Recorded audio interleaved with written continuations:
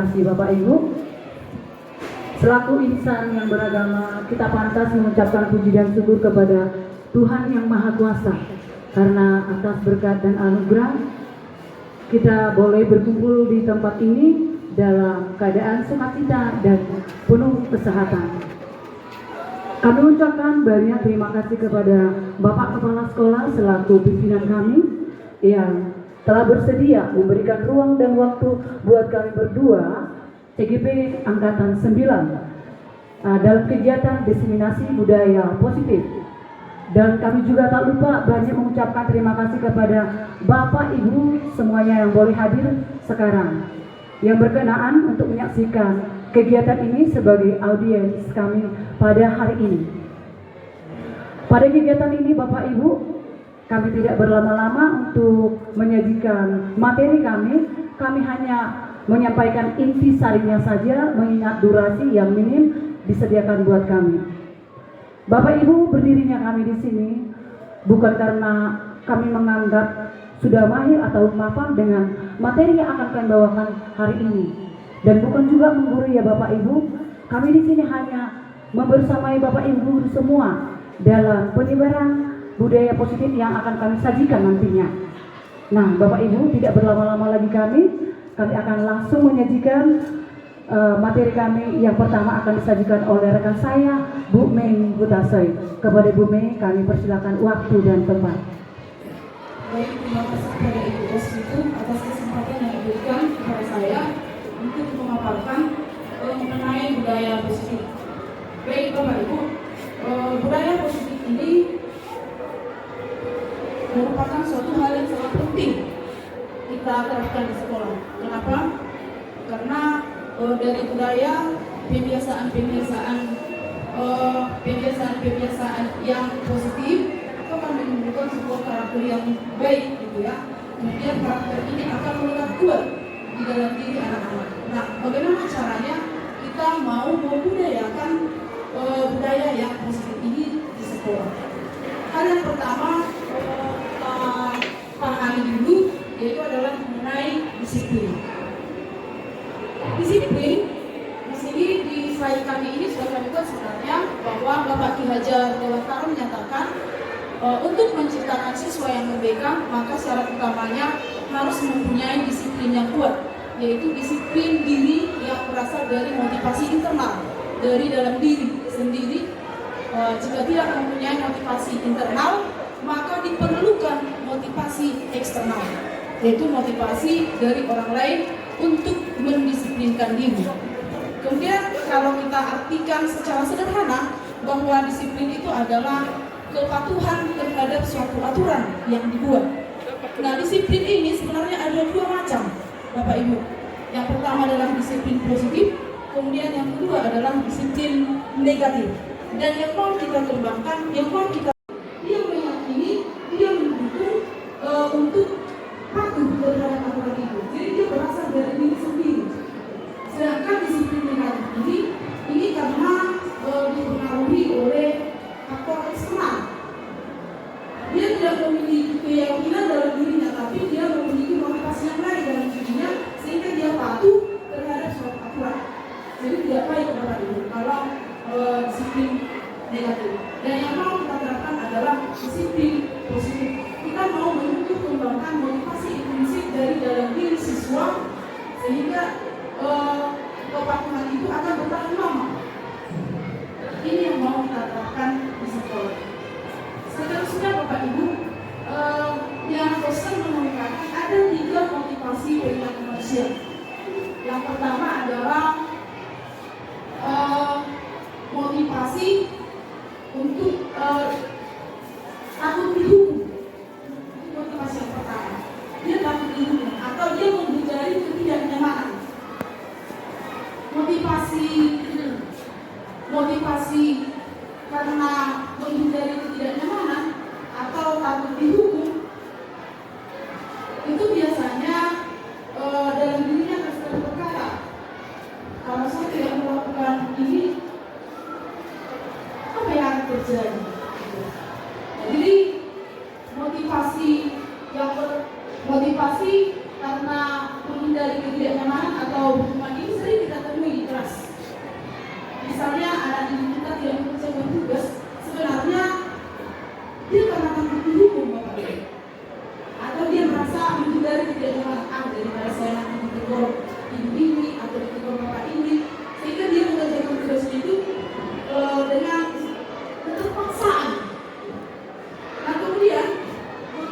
yang kedua itu adalah motivasi ingin mendapat pujian dari teman-temannya atau mungkin dari bapak ibu guru, ingin mendapat penghargaan.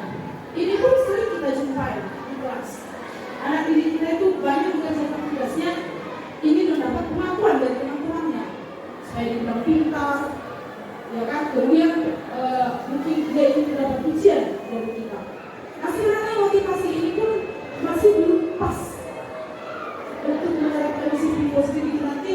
Ini tidak bertahan lama, Bapak. Ketika penghargaan itu kita berangkat, maka disiplin ini jadi kendor lagi. Nah, kemudian yang ketiga, motivasi yang ketiga yaitu adalah motivasi yang berasal dari dirinya. Artinya dia meyakini bahwa yang dia lakukan itu benar. Motivasi yang berasal dari dirinya, dia percaya dan dia meyakini ada nilai yang dia pilih, bahwa tindakan yang dilakukan itu sudah benar. Jadi ini motivasi yang berasal dari diri sendiri. Itu yang disebut dengan motivasi intrinsik. Dan inilah Bapak Ibu yang perlu disayangi. Misalnya anak-anak ini mengerjakan tugasnya bukan karena keterpaksaan, bukan karena ingin mendapatkan penghargaan dari orang lain, tetapi dia meyakini ketika dia melakukan tugas itu, dia merasa sudah bertanggung jawab sebagai siswa. Dan inilah yang perlu mau kita tanamkan di dalam diri anak-anak ini supaya terjadi budaya positif di sekolah. Seperti itu Bapak Ibu.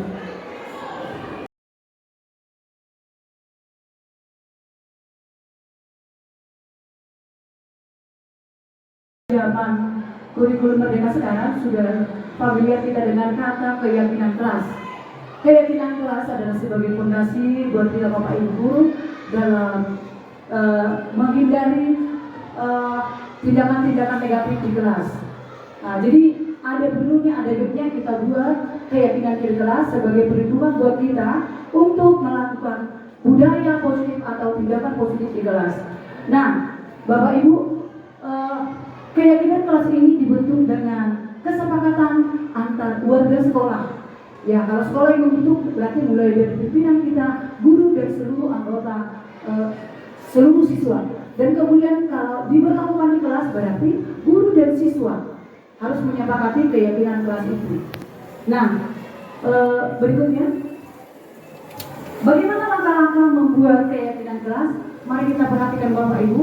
Yang pertama, memberikan kesempatan kepada semua siswa untuk berpendapat tentang peraturan yang perlu disepakati di kelas.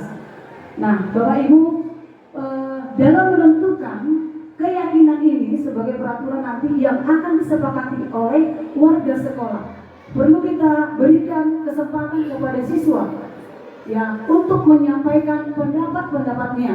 Nah, jadi di sini bukan sepihak yang membuat peraturan ini, adalah merupakan kesepakatan bersama antara siswa dan guru. Nah, berikutnya mencatat semua masukan siswa di papan tulis atau di kertas besar sehingga semua siswa bisa melihatnya. Begini Bapak Ibu, tadi kan sudah kita kasih kesempatan kepada siswa. Nah, semua pendapat yang dari siswa kita paparkan atau kita tuliskan di papan tulis. Ya, dan semua siswa boleh melihatnya. Setiap poin-poin yang sudah disampaikan oleh siswa. Berikutnya, menyusun keyakinan kelas sesuai prosedur pembentukan keyakinan kelas. Nah, di sini ada ditekankan Bapak Ibu, ubahlah kalimat negatif menjadi kalimat positif. Nah, contohnya, jangan berlari di kelas. Kita ubah menjadi positif, berjalanlah di kelas. Nah, kalimat pertama mengandung nilai negatif, sedangkan kalimat kedua mengandung nilai positif atau nilai kebajikan. Seperti yang diterangkan oleh Bu Mei tadi, kalau penerapan yang kedua sudah terdorong dari dalam diri atau secara internal dari siswa, sedangkan yang pertama adalah sebuah peraturan yang ditentukan oleh sebelah pihak atau pihak tertentu. Katakanlah itu adalah guru yang menentukannya itu. Kemudian selanjutnya yang keempat, Bapak Ibu, meninjau kembali daftar pendapat yang telah dicatat, kemudian mengajak siswa untuk mencari nilai kebajikan atau keyakinan yang menjadi inti peraturan tersebut. Contoh, berjalan di kelas mendengarkan guru, datang tepat waktu. Nah, ini bisa disajikan menjadi satu yang keyakinan. Satu nilai keyakinan yaitu saling menghormati. Nah, kalau tadinya Bapak Ibu begitu banyak usul yang disampaikan anak kita, ini bisa kita sarikan, ya, kita kelompokkan menjadi satu keyakinan. Itu contohnya nilai saling menghormati, ada saling menghargai, ya, ada bekerja dan lain-lainnya Bapak Ibu ya. Nah, ini untuk mengurangi rentetan atau rincian yang terlalu banyak. Jadi kalau kita sarikan menjadi satu nilai. Berikutnya, meninjau ulang keyakinan kelas secara bersama-sama. Hendaknya keyakinan kelas tidak terlalu banyak agar mudah untuk diingat. Cukup sampai 3 sampai 7 saja. Nah, di sini Bapak Ibu, tadi kan misalnya ada 36 siswa kita. Tidak mungkinlah sebanyak jumlah peserta kita buat jumlah keyakinannya. Nah, seperti tadi ada yang sudah kita samikan. Nah, mungkin kalau masih terlalu banyak, boleh kita sederhanakan lagi Bapak Ibu menjadi 3 sampai 7 supaya anak kita tidak susah ya untuk mengingatnya. Oke, berikutnya setelah keyakinan kelas selesai dibuat, maka semua anggota kelas dapat meninjau ulang dan menyetujuinya dengan menandatanganinya, yaitu antara guru dan siswa. Ini kami bukan menyuruh ya Bapak Ibu ya. Ini akan direalisasikan oleh setiap wali kelas, membuat setiap keyakinan kelas atau kesepakatan kelas di kelas masing-masing, dan ini disahkan oleh siswa dan guru. Nah, kemudian keyakinan kelas dapat ditempel di dinding kelas agar mudah untuk dilihat. Seperti di kelas saya Bapak Ibu, saya buat di mana? Dekat pintu. Jadi begitu masuk anak didik kita, anak didik kita ini akan cepat melihat. Jangan dibuat pula di pojok atau paling apa dinding atas, ya, atau jauh. Pokoknya bisa terjangkau oleh penglihatan kita ya Bapak Ibu, supaya anak kita itu terbiasa memperhatikan. Oh, di kelas kami ini ada keyakinan kelas yang harus ditaati. Nah, begitu Bapak Ibu ya. Jadi ini sebagai imbauan dari pemerintah kita, khusus Kemendikbud, untuk selalu membuat keyakinan kelas di kelas kita. Dalam tujuan tadi untuk membiasakan anak kita itu melakukan budaya positif. Nah, kira-kira begitu Bapak Ibu. Selanjutnya akan dilanjutkan rekan saya. Oh, masih ada sedikit lagi. Inilah contoh dari keyakinan kelas ya Bapak Ibu ya. Contohnya ada itu kelas 1, kelas 5, dan kelas 7. Nah, mari kita lihat seperti penyajian yang telah saya jelaskan tadi. Misalnya di kelas 7. Nah, nilai hormat itu berarti orientasinya kepada kami meyakini bahwa sangat penting untuk menghormati semua orang dan barang milik orang lain. Jadi di sini tidak terjadi lagi pencurian lagi antara sesama teman, baru tidak terjadi lagi nanti mengusik teman, kemudian mendengarkan guru dengan baik, nah, dan lain-lain. Kemudian yang kedua, nilai keyakinan bekerja. Kami meyakini bahwa sangat penting untuk mengerjakan segala pekerjaan atau mengikuti kegiatan yang telah ditugaskan. Berarti di sini nanti anak-anak akan ditempa menjadi anak yang rajin mengerjakan.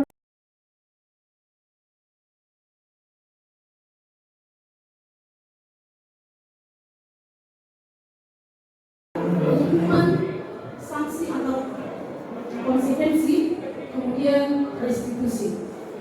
Nah, hukuman itu biasanya bersifat tiba-tiba, tidak terencana. Ya, ketika siswa tidak tahu apa yang akan terjadi dan tidak dilibatkan. Di samping itu, hukuman hanya bersifat satu arah dari guru yang memberikan, dan siswa hanya menerima hukuman tersebut tanpa suatu diskusi atau arahan dari guru. Mungkin mengenai hukuman ini Bapak Ibu masih sering kita lakukan di kelas. Bahkan saya sendiri pun masih sering melakukan ini. Nah, kemudian untuk sanksi ini sebenarnya peraturannya sudah ada, sudah kita buat peraturannya. Tetapi sanksi atau konsekuensi itu sudah terencana atau sudah dibahas dan disepakati sebelumnya oleh guru dan siswa. Sanksi ini dibuat oleh guru atau sekolah dan siswa sudah mengetahui sanksi konsekuensi yang akan diterima. Tetapi sanksi atau konsekuensi ini tetap membuat siswa merasa tidak nyaman dalam jangka waktu pendek. Kita sudah buat kesepakatannya, tapi kita masih memberikan sanksi. Misalnya, kamu terlambat, kalau terlambat bagaimana? Misalnya, anak kita itu terlambat ke dalam ruangan 15 menit misalnya. Terus kita bertanya, "Nak, kenapa kamu terlambat? Kalau terlambat, apa sanksinya?" Jadi anak ini masih juga merasa terbebani dengan sanksi yang kita buat. Nah, kemudian yang ketiga, restitusi. Dan ini yang kita harapkan. Penerapan restitusi inilah yang mau kita terapkan supaya muncul disiplin positif sehingga terjadilah budaya positif di sekolah.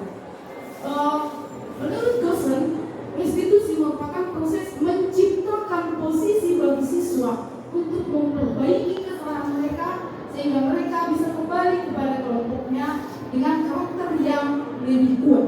Jadi fungsi kita di sini Bapak Ibu dalam melakukan restitusi ini, kita mendorong, kita membantu anak didik kita yang menghadapi masalah atau kasus, membantu mereka, mendorong mereka menemukan solusi atas masalah yang mereka buat.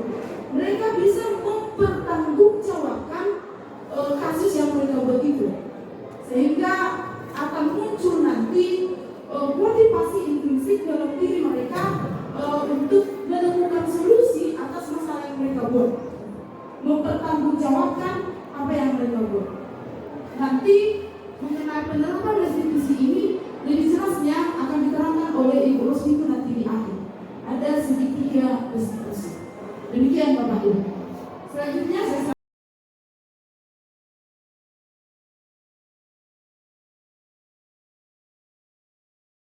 5 kebutuhan dasar manusia.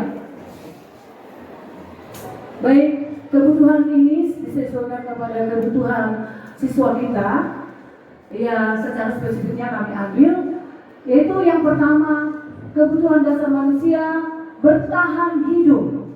Nah, ini berhubungan dengan fisiologi anak didik kita, yaitu untuk mendapatkan pangan, ya makanan atau yang lain-lain. Nah, yang berhubungan dengan siswa yang sering kita saksikan di sekolah misalnya, kalau anak didik kita makan di kelas, terlambat dari kantin, ya, terus kita tegur anak didik kita.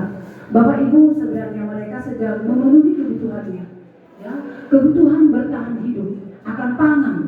Jadi Bapak Ibu, ada baiknya kita lakukan restitusi tadi, ya, sebagai posisi kontrol yang paling tepat. Nah, di sini kita jangan langsung, kamu kenapa dari kantin? Gak tahu udah terlambat ini, ibu aja dari kelas. Nah, baru kemudian ada ketahuan. Pas asik kita menerangkan anak di kita, ada yang mengunyah, ada yang makan-makan. Nah, ada baiknya ibu, ya Bapak Ibu, kita berikan kesempatan kepada anak kita. Jangan kita langsung menekan atau memarahi si anak. Nah, disitulah dia sedang memenuhi kebutuhannya. Kemudian yang kedua, cinta dan kasih sayang. Nah, semua orang memenuhi ingin membutuhkan ini, cinta dan kasih sayang. Ya, semua orang. Nah, kejadian sering kita temukan di kelas misalnya, jika anak ini ada perlakuan, ya bagaimana saya bilang ya, yang menunjukkan perilaku ingin diperhatikan. Terus dia ada tingkah, sebenarnya anak ini adalah ingin memenuhi kebutuhannya, supaya kita dekati si anak itu, supaya kita tegur dia. Itu sebenarnya ibu, tetapi malah kita menegurnya secara kasar. Jadi Bapak Ibu, dengan penyebaran ini boleh kita terapkan nanti kepada anak kita supaya terhindar dari hal-hal yang tidak diinginkan. Kemudian yang ketiga, kebutuhan pengakuan atas kemampuan. Nah, biasanya ini dominan pada anak-anak pintar ini. Ini biasanya anak ini selalu ingin selalu yang pertama untuk mengajukan menjawab pertanyaan. Misalnya anak ini pokoknya dia mau lihai ya. Terus dia ingin sekali mendahului teman-temannya. Nah, seperti tadi saya katakan dominan anak pintar. Sebenarnya tindakannya itu Bapak Ibu, ya itu adalah salah satu pemenuhan kebutuhan pengakuan dari teman-temannya bahwa saya bisa, ya. Kemudian kebutuhan akan pilihan, kebebasan, ya. Anak itu tidak perlu dikekang Bapak Ibu. Kita kasih kebebasan kepada diri kita. Contohnya, seperti yang saya buat kebebasan di kelas 12 PS1 kemarin. Ada juga di kelas yang lain. Nah, kami membuat tugas portofolio. Saya serahkan kepada adik didik. Kamu di mana bisanya, nak? Nah, saya Bu, saya ketik aja Bu, katanya. Kalau saya ketik langsung saya print. Ada yang bilang, Bu saya nggak ada komputer saya, nggak ada laptop saya. Saya tulis saja Ibu ya di kertas folio, boleh. Terus ada lagi yang bilang, Bu, ya saya kirim aja kopinya Bu, boleh. Nah, kemudian ada lagi adik saya yang membuat dalam bentuk kreasi dia. Jadi agak uniknya dituliskan. Terus saya buat kalau seperti ini, ya. Jadi anak itu tidak dibatasi. Nah, kita serahkan kepada anak didik itu di mana kreativitasnya. Nah, ya Bapak Ibu ya, supaya ada nanti namanya bagian dari penerapan pembelajaran berdiferensiasi Bapak Ibu, kita berikan kesempatan kepada anak didik kita untuk berkarya. Kemudian kebutuhan untuk merasa senang. Nah, disinilah yang paling sering kita temukan ada tingkah pada saat mengajar. Misalnya adalah siswa itu yang memegang suatu benda sambil dimain-mainkan atau memain-mainkan bukunya, ada saja tingkahnya. Lalu terkadang kita gondok jengkel memperhatikannya. Padahal dengan asiknya kita menjelaskan materi misalnya. Tetapi ada saja siswa yang mengganggu konsentrasi kita. Terus kita datangi, lalu kita tegur. Ya, kamu kenapa? Kamu mengganggu konsentrasiku saja menerangkan. Nah, itu Bapak Ibu, ya sebaiknya kita hindari. Nah, pada saat itu si anak sedang memenuhi kebutuhannya, kebutuhan rasa senang. Berarti dalam pembelajaran ini Bapak Ibu, ada baiknya kita buat selingan ya Bapak Ibu ya. Misalnya ice breaking, misalnya permainan, supaya anak didik itu tidak merasa jenuh. Jadi kita jangan terlalu fokus memberikan materi, ya kita jangan forsir pikiran anak didik itu. Ada baiknya kita selingi dengan ada lelucon, ada permainan atau ice breaking, supaya anak didik kita semakin semangat. Nah, begitu kira-kira Bapak Ibu ya. Nomor 5, kebutuhan untuk merasa senang. Nah, kemudian berikutnya akan dilanjutkan oleh rekan saya, yaitu pada materi posisi kontrol guru. Baik, terima kasih Ibu.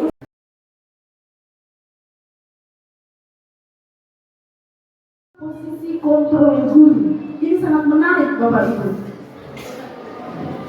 5 posisi kontrol guru. Nanti kita akan evaluasi diri kita masing-masing, kita berada di posisi kontrol yang mana, ya.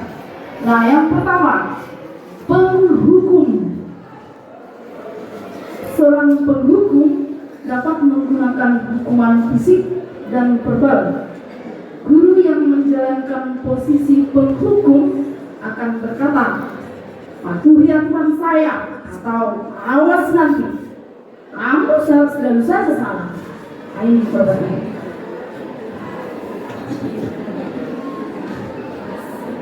Saya menyadari betul ini, apalagi guru-guru eksakta, ya, guru matematika, fisika, kimia. Dengan bangganya kita masuk ke dalam ruangan, memegang loka-loka. Nah, itu sebenarnya ketika kita pegang atur-atur itu Bapak Ibu, anak didik kita itu sudah tertekan, sudah sangat tertekan. Jadi posisi kontrol sebagai penghukum ini biasanya kita melotot dengan suara lantang, ya kan? Dengan suara lantang. Kamu, wajib nggak bisa kamu bersalah. Ini yang sering. Seharusnya kita lanjut aja dulu Bapak Ibu, kita bahas dulu satu persatu ya. Nah, ini tadi itu yang sebagai penghukum, posisi kontrol sebagai penghukum. Nah, kemudian membuat orang merasa bersalah. Ini pun sering. Ini biasanya kita berbisik dengan halus, dengan berkata lembut. Sudah capek ibu menerangkan, tapi kamu main-main di belakang. Gak kasihan kamu lihat ibu. Atau mungkin bisa jadi seperti ini. Ayah ibumu bagi tulang di dada, tapi kau bermain sendiri.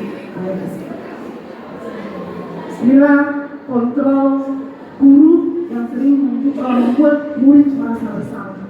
Jadi di dalam keadaan ini sebenarnya yang tadi untuk kontrol berhukum, kalau kita terus-menerus menghukum anak, maka si anak bisa bersikap agresif.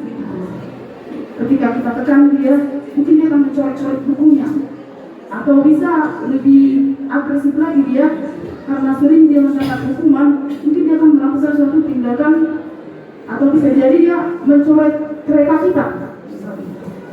Jadi kalau yang posisi kontrol sebagai teman, sebagai pembuat rasa bersalah, ini sebenarnya tidak bagus Bapak Ibu. Karena itu akan ketika kita tidak dia akan merasa tertekan, merasa bersalah, sehingga dia tidak menghargai dirinya. Aku sudah mengecewakan orang tua saya sudah mengecewakan Bapak Ibu ini. Jadi dia akan merasa minder sebenarnya. Kalau kita berada di posisi kontrol sebagai pembuat rasa bersalah. Kemudian yang ketiga, kita memposisikan diri kita sebagai teman. Ini pun sering kita lakukan sebenarnya. Misalnya kita bertanya kepada anak ibu, nanti kan kamu itu bisa dia aku itu. Kita memposisikan diri sebagai teman. Sebenarnya ketika kita memposisikan diri sebagai teman, ada sisi positifnya Bapak Ibu. Sisi positifnya kita menjadi akrab, kita menjadi dekat dengan anak didik kita. Tetapi ada juga sisi negatifnya. Sisi negatifnya adalah si anak ini akan bergantung kepada kita. Ketika kita tidak bisa membantu dia, maka dia akan kecewa. Dan mungkin perlakuannya terhadap guru yang lain pun akan berbeda. Mungkin sama saya dia dekat, sama guru yang lain dia tidak dekat. Jadi dia hanya patuh terhadap saya, terhadap guru yang lain belum tentu dia patuh. Nah jadi ini pun sebenarnya ada sisi negatifnya kalau kita memposisikan diri sebagai teman. Nah kemudian posisi yang keempat yaitu posisi kontrol sebagai pemantau atau monitor. Ini biasanya kalau misalnya anak-anak melakukan kesalahan, kita sedang bertanya, kamu tahu peraturannya apa? Tahu. Terus apa sanksinya? Apa konsekuensinya? Apa yang harus kau lakukan? Nah, itu. Jadi anak-anak ini pun sebenarnya sudah masuk ke identitas sukses sebenarnya, cuman dia akan merasa terbebani juga karena kita terus memantau, gitu ya. Nah dan yang terakhir ada posisi kontrol manajer, dan inilah yang mau kita terapkan sebenarnya. Kira-kira seperti apa atau bagaimana posisi kontrol sebagai manajer ini? Nah, posisi kontrol sebagai manajer ini adalah kita dengan lembut, kita dengan santai, dengan tenang mendekati si anak, ya kan? Kemudian kita akan bertanya apa yang diberikan, kenapa dia melakukan suatu tindakan, kenapa dia berbuat seperti itu. Kita tanya alasannya. Kemudian kita mendorong anak ini untuk bertanggung jawab menyelesaikan masalah yang dia buat. Jadi bukan kita Bapak Ibu yang membuat solusinya. Kan secara umum kita, anak didik kita ini membuat sebuah masalah, kemudian kita yang menawarkan solusi. Sebenarnya bukan seperti itu Bapak Ibu. Kita harus mendorong, kita membantu dia yang menemukan solusi atas masalah yang dia buat. Harus dia yang bertanggung jawab atas masalah yang dia buat. Inilah di posisi kontrol sebagai manajer. Nah, supaya kita lebih paham lagi, ada videonya Bapak Ibu. Kelima posisi kontrol ini. Tolong Ibu Rostiku dicatat.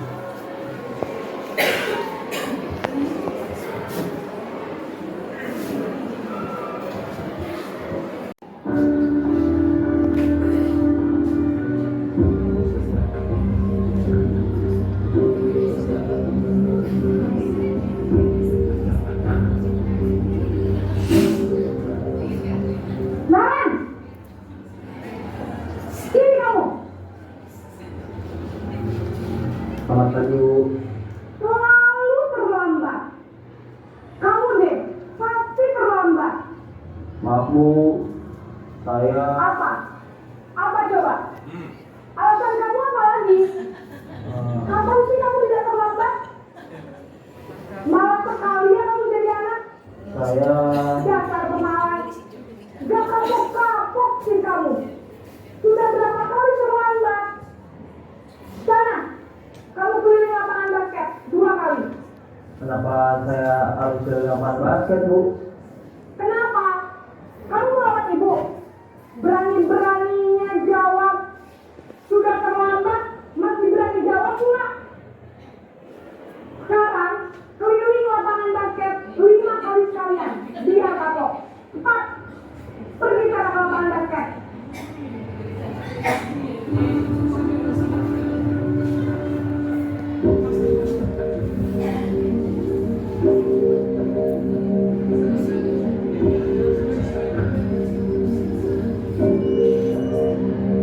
Naren!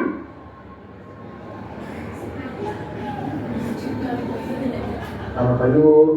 Naren, kamu kenapa terlambat lagi, nak? Ya Tuhan, Naren. Kamu tenang ya, bikin ibu susah ya. Kalau kamu terlambat lagi, nanti ibu yang bisa berubah kepala sekolah, nak. Disangka ibu tidak bisa membina kamu. Duh, gimana ini? Maaf Bu, Duh, Gusti Naren. Kamu suka ya kalau ibu sebut bapak kepala sekolah? Terus, sekarang ibu harus tulis apa yang di buku absen?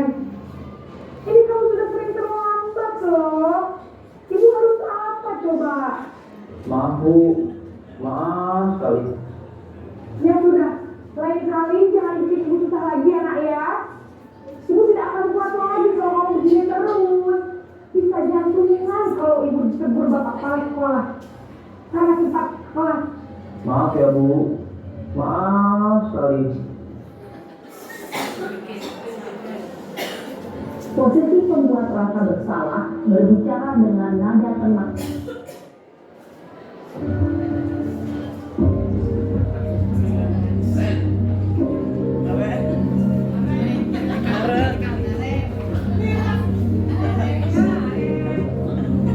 Naren!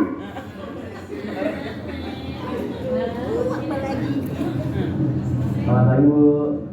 Wah, sudah jam berapa ini nak? Terlambat lagi ya sayang.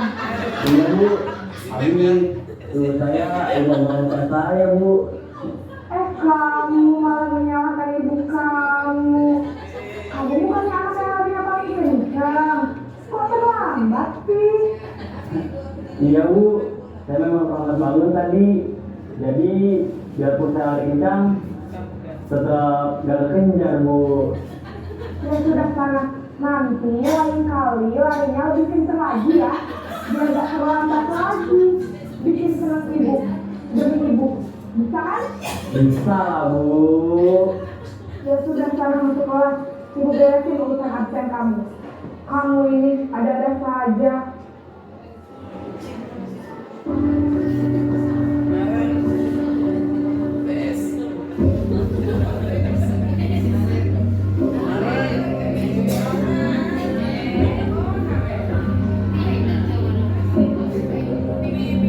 Naren!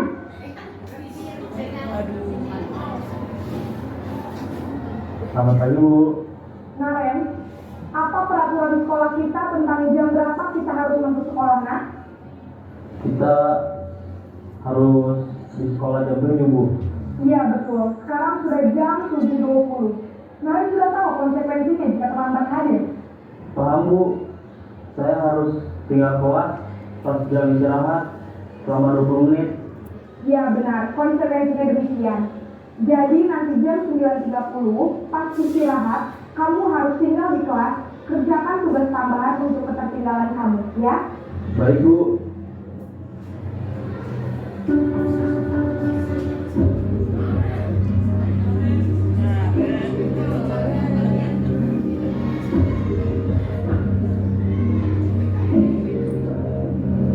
Naren!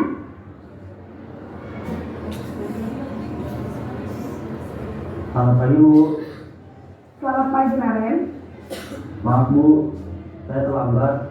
Iya, sekolah masuknya jam 7, sekarang sudah jam 7.20. Jadi sekarang bagaimana ini, Naren? Maaf Bu, saya lupa setel alarm saya semalam. Baiklah, menurut kamu, keyakinan sekolah yang mana yang perlu kamu tingkatkan? Menghargai diri sendiri dan orang lain mungkin ya Bu. Setuju. Jadi, apakah Naren meyakini prinsip saling menghormati tersebut? Iya Bu, saya meyakininya. Apakah Naren bersedia memperbaiki masalah keterlambatan ini? Bersedia Bu. Bagaimana kamu akan perbaiki masalah keterlambatan ini? Saya akan coba untuk tidak lupa menyetel alarm saya Bu. Baik, kalau Naren lupa menyetel alarm di rumah, ada orang yang kira-kira bisa bantu mengingatkan tidak? Ada Bu, kakak saya, Kak Emma. Ada lagi selain Kak Emma? Selain Kak Emma, ada ibu saya. Baik, jadi yang mengingatkan Naren adalah Kak Emma dan ibu kamu ya? Kira-kira akan mulai set alarm kapan nih, Naren? Setelah pulang sekolah, akan segera saya lakukan. Baik, jadi Naren akan setel alarm untuk